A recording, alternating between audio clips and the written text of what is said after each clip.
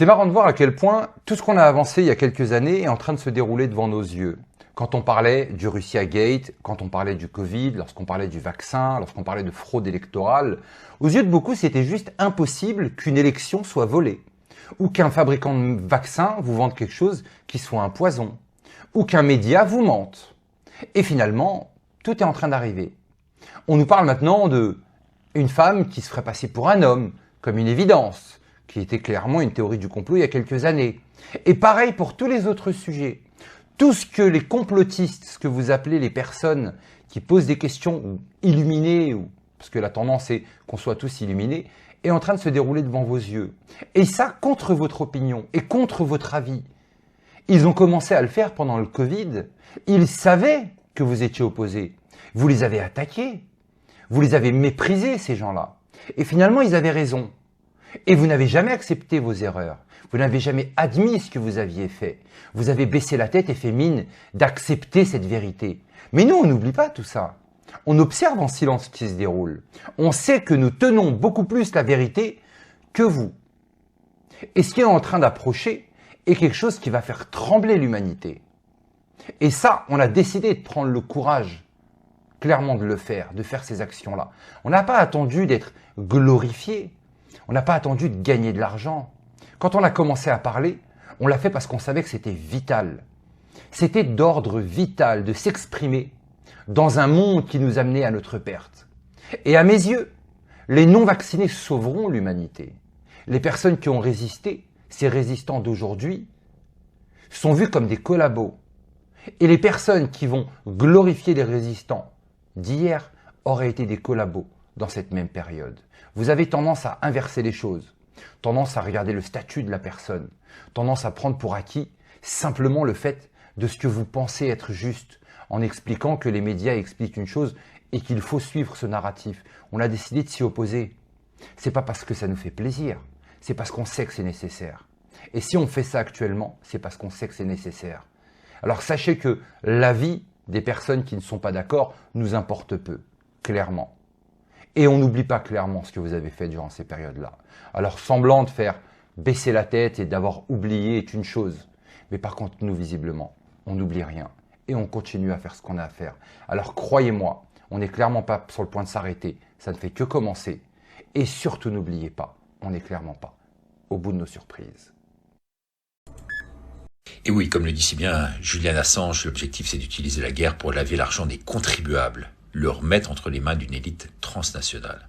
Ce qui se passe en Ukraine avec l'énorme scandale du nucléaire est ô combien révélateur.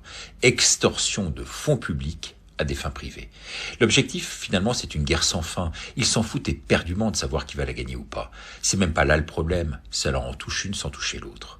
Tant qu'il y a la guerre, il y a manipulation d'oseille. Oui, vous avez bien compris où va votre argent aujourd'hui. Ceux qui nous gouvernent aujourd'hui sont véritablement des traîtres à la nation. Ils travaillent pour l'ennemi. L'ennemi, ce sont ces margoulins au pouvoir. C'est pas la Russie l'ennemi, non, pas la Russie. Mais ils ont besoin d'une guerre qui dure. C'est comme ça qu'ils siphonnent l'argent des Français, des contribuables, durement gagnés, prélevés sur vos impôts. Et avec cet argent, ils se battent contre le peuple de France. Donc en conclusion, tenez-vous bien, ils nous ont mis dans la situation suivante. On travaille pour qu'ils puissent continuer finalement la guerre et nous asservir. Quand on y pense, il y a un côté super maso derrière tout cela. C'est une forme de vol, de viol, mais de viol consenti. Ce gouvernement, c'est une dérive, dit aujourd'hui le très courageux Gérard Lanvin, qui dit même, c'est plus de la politique, c'est vraiment du pillage. Mais dites-vous bien une chose derrière tout cela. Les responsables, avant tout, c'est vous. On n'a pas à se plaindre. Ceux qui alimentent la pompe, qui en sont responsables. Avec cet argent que vous leur donnez, vous continuez à alimenter les caisses noires de nos politiques. Vous cautionnez le système sans le vouloir, mais véritablement dans les faits. Vous êtes les Eichmann du système. Alors quand l'État nous vole ostensiblement, eh bien soyons encore plus malins. Œil pour œil, dent pour dent. On ne doit plus se faire niquer facilement.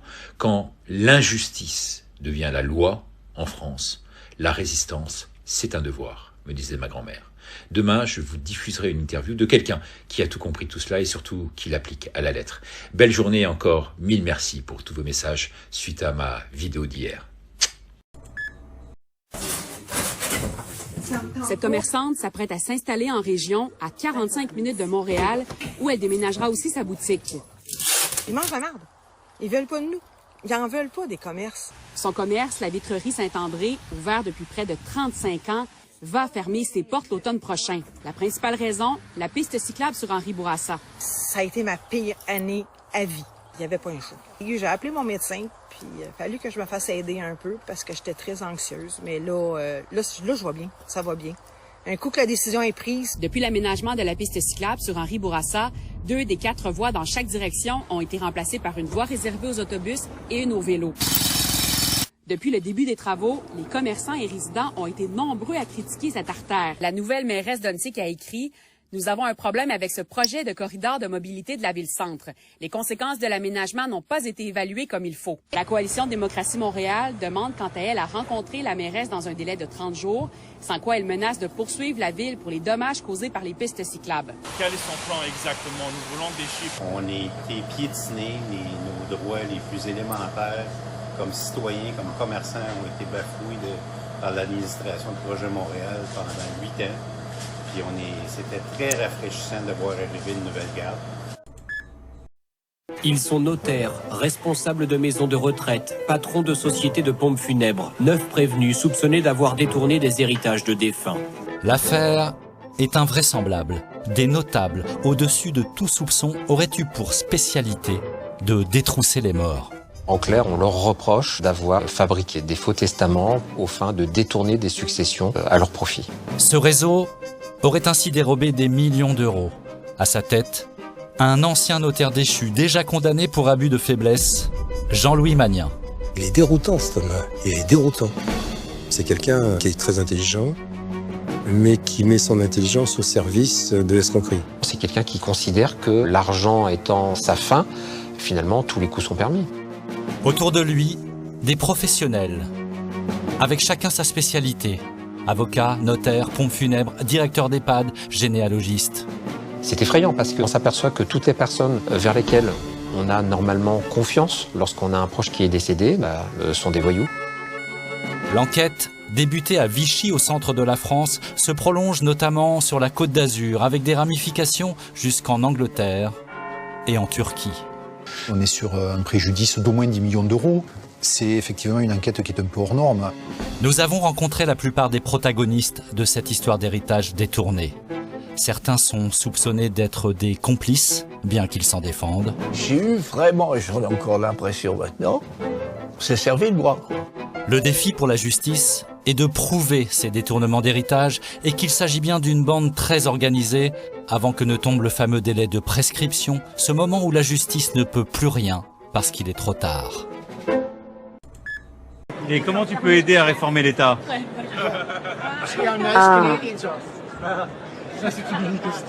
Il faut baisser les retraites géantes des boomers et rendre aux actifs le fruit de leur travail. Il faut que la France cesse d'être un État communiste au profit d'une caste de branleurs. Ensuite, tu dois démissionner pour que quelqu'un de compétent reprenne les rênes de ce pays. Est-ce que tu veux rester en France?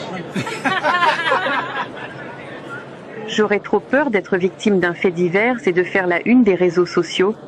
C'est là qu'il faut partir. Très amusement, il se dit, ok, la charia, c'est le but.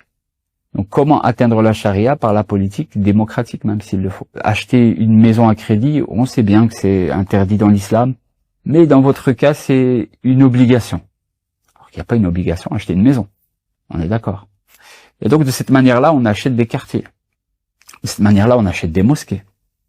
De cette manière-là, on fait des centres. Et les Français doivent comprendre impérativement que derrière ces beaux sourires, derrière cette tolérance qu'on leur accorde, il y a une volonté de propager la charia. Je préfère un ennemi déclaré qu'un ennemi caché.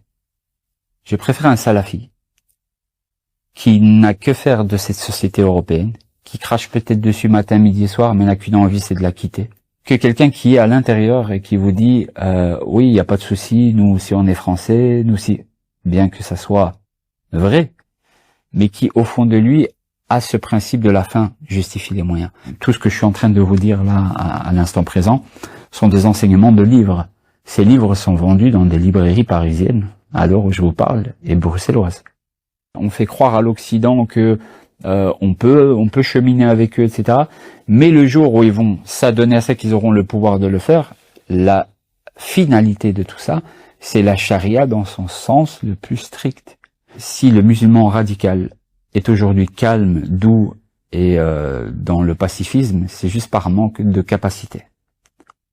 Le jour où ils ont cette capacité, et c'est ce qui est prôné dans leur livre, le jour où ils ont cette capacité, le djihad offensif devient limite pour eux une solution. Le fait de les voir comme étant très gentils, très ouverts d'esprit, etc., pour moi, en tant que connaisseur de leurs textes et de leurs principes fondamentaux, ce n'est que ruse. Les Français doivent comprendre les enjeux, doivent comprendre que parfois, avec les meilleures intentions, on fait les pires des choses.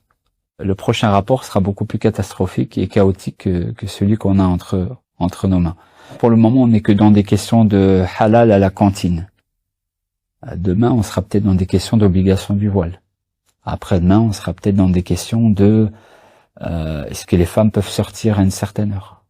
Et là, j'aimerais voir ceux qui ont voté pour ce genre de personnes. J'aimerais voir leur réaction. J'en suis sûr et certain qu'ils vont tous dire on n'avait pas signé pour ça. Non, parce que vous n'avez pas compris les enjeux qu'il y avait derrière. Il y a la façade et ensuite il y a ce qui se passe. On est tellement fiers au Québec de dire que nos écoles sont laïques, mais on a tranquillement laissé entrer une nouvelle religion, une idéologie qu'on n'a jamais vraiment débattue, qui s'enseigne comme la vérité absolue qu'on ne peut pas remettre en question. Comment on peut parler de neutralité si on glisse des croyances modernes qui font pas consensus dans un programme qui se dit sans croyance? El tema es que el único que puede generar riqueza en este país y en el mundo entero es el empresario, no el político. El político no sabe cómo crear riqueza ni tiene los incentivos adecuados para hacerlo. Y cuando lo quiere hacer, lo único que genera es corrupción. Aujourd'hui dans le monde animal, dans le monde naturel, parce qu'il y avait des cages à crabes, ok, comme des paniers de crabes, littéralement comme l'expression, qui étaient utilisés pour ramasser des crabes verts, qui est un crabe, une espèce européenne envahissante. On essaie de l'enlever des cours d'eau puis de la mer. Et là, fait depuis 2023 que les paniers de crabes se font constamment endommager. Ils retrouvent ces berges, sont brisées, et là ils cherchent, c'est quoi qui endommage les paniers de crabes? Là, c'est-tu des mammifères marins, c'est-tu des poissons? Là, finissent par installer des caméras. Ça a pris une journée. Je vous présente les images en question parce que voici les coupables. C'est un loup. Un loup se jette à l'eau, va chercher la bouée, là, pour ceux qui ne suivent pas en visuel, et une fois qu'il a ramené la bouée sur la berge, il sait que la bouée est attachée après une corde et tire sur la corde pour ramener le panier jusque sur le bord. Pour manger et alors, le crabe? il mange les appâts. Pour les crabes, il y a des appâts à l'intérieur de la cage et c'est ça qu'il va aller manger. Et ça, pourquoi c'est aussi impressionnant que ça? Ben, c'est que c'est la première fois qu'on voit un loup utiliser un outil. Ça ne s'est jamais vu. Et là, je vous montre une autre image. Il y avait une autre image ici. On peut la remontrer, Sébastien, mais quelques instants auparavant, parce que il y a plusieurs endroits, à plusieurs cages différentes, des loups différents, de taille et de couleurs différentes, qui font la même chose. Mais excuse-moi, mais la différence entre les humains et les animaux, c'était pas censé être que la possibilité d'utiliser un outil, puis c'est la primatologue là qui est décédée récemment, là, la spécialiste des primates, c'est elle qui disait justement les gorilles utilisent des outils. C'est pas ça qui distingue les hommes et les animaux? C'est une des différences majeures, mais il y a des exceptions. Évidemment, on avait vu des grands primates, par exemple des singes qui utilisent des bâtons pour aller chercher des fourmis dans une fourmilière. Ça, on l'avait déjà vu. On a déjà vu aussi certains oiseaux, par exemple, qui vont lâcher des pierres sur des coquillages, par exemple, qui veulent ouvrir pour aller manger. On a vu quelques animaux le faire. Des loups font ça. Mais là, c'est là le point, Richard. Des loups. Parce qu'il y en a plus qu'un. Puis ce qu'ils sont en train de se rendre compte, c'est que les loups se sont entre eux appris à faire ça. Fascinant. Et c'est ça qui devient encore plus fou. C'est qu'on savait déjà que c'était des animaux ultra intelligents les loups.